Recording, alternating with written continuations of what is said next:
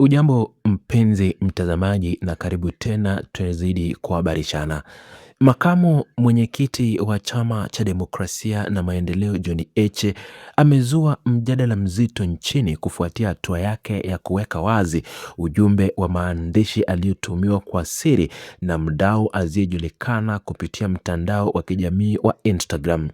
Ujumbe huo ambao umesambaa kwa kasi kubwa ulikuwa na maneno yanayompongeza kiongozi huyo kwa kazi kubwa anayoifanya katika ziara zake za kisiasa maeneo mbalimbali nchini. Pamoja na pongezi hizo, ujumbe huo ulienda mbali zaidi na kumpatia taarifa za kiusalama zikielezea kuwa mamlaka husika ya jeshi la polisi na zile za jinai zinamfuatilia kwa karibu mno kila tamko, hotuba pamoja na maagizo anayoyatoa yeye na viongozi wenzake wa chama cha Chadema wakati wa mikutano yao ya hadhara. Ujumbe huo uliatharisha kuwa iwapo viongozi hao wataendelea na mwenendo huo wa kutoa matamko makali kabla ya kufika tarehe 7 ya mwezi wa Julai mwaka wa 2026, wakati ambapo kumepangwa maandamano makubwa kote Tanzania, vyombo vya dola vitawakamata yeye pamoja na viongozi wenzake wanaoshirikiana nao. Baada ya kupokea taarifa hiyo kutoka kwa mdau huyo wa siri, John Heche aliamua kuishirikisha jamii kupitia ukurasa wake rasmi ambapo aliandika ujumbe thabiti wa kujibu vitisho hivyo. Kiongozi huyo alibainisha wazi kuwa wanajua kila aina ya maovu yanayopangwa dhidi yao na wale wenye nia mbaya ya kudororisha demokrasia nchini Tanzania. John Heche amelisisitiza kuwa wao ni raia wema na wanademokrasia wanaofanya shughuli zao kwa mujibu wa sheria za nchi na kwamba hakuna kosa lolote la kisheria linaloweza kuwatia hatiani katika utekelezaji wa majukumu yao ya kisiasa. Heche alitangaza msimamo imara akisema kuwa hawatakubali hata kidogo kutishiwa maisha yao wala kulazimishwa kuishi kwa hofu katika nchi yao wenyewe, jambo ambalo lilizua hisia mseto na mivutano mikubwa ya kimaoni kutoka kwa wananchi na wadau mbalimbali mtandaoni.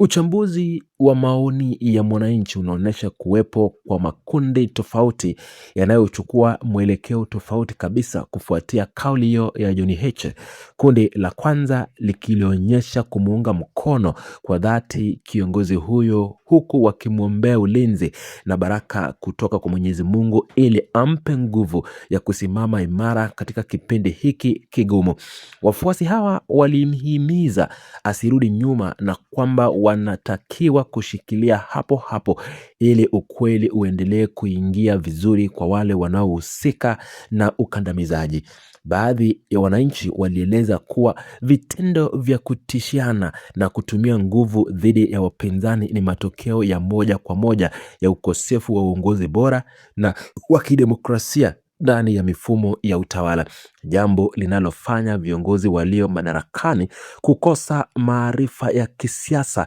na kukumbatia uoga mbele ya hoja mbadala zinazotolewa na viongozi mbalimbali wa upinzani.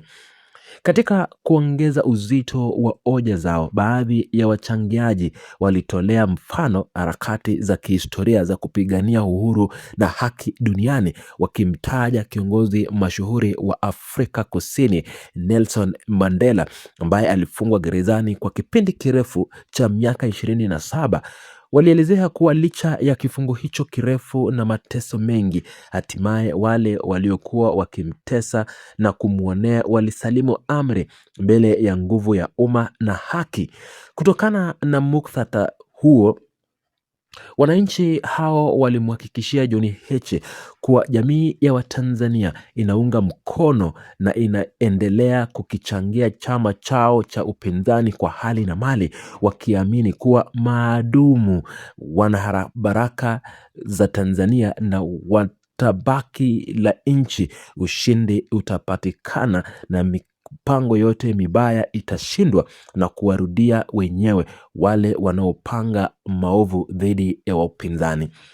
Kundi lingine la wananchi lilikieleza mijadala yao kwenye masuala mapana ya muundo wa taifa na muungano uliopo kati ya Tanganyika na Zanzibari, wakidai kuwa mfumo wa sasa unaoongozwa na chama tawala unadhoofisha maslahi ya Tanganyika. Walisema kuwa viongozi wa chama tawala wamezungukwa na washauri wenye upeo mdogo sana wa mambo, hali inayosababisha maamuzi yao kuongeza chuki na uhasama miongoni mwa jamii badala ya kuleta unafuu wa maisha na usawa. Waliongeza kuwa wanashukuru uwepo wa baadhi ya watu wema ndani ya mifumo ya kiusalama ambao wamekuwa wakila njama na waadui, lakini wana roho nzuri ya kuvunjisha siri hizo mapema ili kulinda usalama wa viongozi wa upinzani, jambo linalothibitishwa kuwa giza haliwezi kamwe kushinda nuru ya haki na ukweli.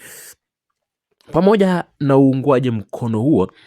kulikuwepo pia na kundi la wadau waliotilia shaka ukweli wa ujumbe huo na kukosoa vikali mkakati huo wa kisiasa. Wakosoaji hawa walidai kuwa kiongozi huyo amejitungia na kujitumia ujumbe huo yeye mwenyewe kutoka kwenye simu yake ya mkononi na kisha kupost mtandaoni ili tu kutafuta huruma ya wananchi na kujitengenezea umaarufu wa kisiasa usio na msingi. Walieleza kuwa mtindo huu wa siasa umepitwa na wakati na umepungua dhamani hadi kufika hatua ya kuwa kama mipasho tu ya mitandao isiyo na faida yote kwa ustawi wa taifa. Baadhi ya maoni yalikwenda mbali zaidi na kukishutumu chama kizima cha upinzani kuwa hakina viongozi imara, bali kimejaa watu wanaotafuta maslahi binafsi na wanapigania wanaotumia changamoto za nchi kujinufaisha wao wenyewe, huku wakiwataka wananchi waache kabisa kufuatilia mambo hayo. Mjadala huu pia ulihusisha viongozi wengine waandamizi wa vyama vya upinzani kama vile Tundu Antipas Lissu, vilevile Godbless Lema pamoja na Ado Shahibu, ambao wananchi walikumbushia dhuruba ya changamoto mbalimbali za kiusalama zilizowahi kuwakuta viongozi hao huku nyuma katika harakati zao za kila siku. Kulitokea hoja zilizodai kuwa vitisho vya namna hivi vinapozidi, viongozi wengi wa upinzani ulazimika kuomba polisi wawawekee ndani ya madai ya kulinda usalama wao dhidi ya watu wanaojulikana wanaoweza kuwadhuru. Vivyo hivyo, baadhi ya wananchi walionyesha kudhurishwa na tabia za viongozi hao kuhamasisha maendeleo ama maandamano ya wananchi, huku wao wenyewe na familia zao wakiwa wamejisitiri salama katika nchi za nje kama vile Canada, jambo linaloacha maswali mengi iwapo viongozi hao wana nia ya dhati ya kupigania haki za raia au wanatumia mbinu hizi kama kizingizio cha kukamatwa ili wasishiriki kikamilifu katika harakati za barabarani na kuacha raia wa kawaida wakiumia. Wachangiaji wengine waliguzia masuala ya kifedha zilizopo katika mioyo ama za maovu, wakisema kuwa hata kama kuna ukwazi mkubwa unaotumika kukandamiza haki, kusudi la Mwenyezi Mungu pekee ndilo litakalosimama imara daima, wakieleza kuwa harakati za wachawa mtandaoni na madai ya ushindi wa 98% ni cheche tu zinazotokana na uoga wa kupoteza madaraka. Wananchi wakikumbushiana tukio la tarehe 29 mwezi Oktoba ambapo maelfu ya Watanganyika walijitokeza bila uoga na hakuna aliyewajibikia, jambo linaloonyesha kwa ujasiri wa wananchi unazidi kukua kila uchao. Jamii kubwa ya watu wanaomuunga mkono kiongozi huyo walisisitiza kuwa wako tayari kuilinda viongozi wao wa ndoto zao wanaopigania tabaka la nchi ambalo halina mtetezi mwingine yeyote zaidi ya nguvu ya umma.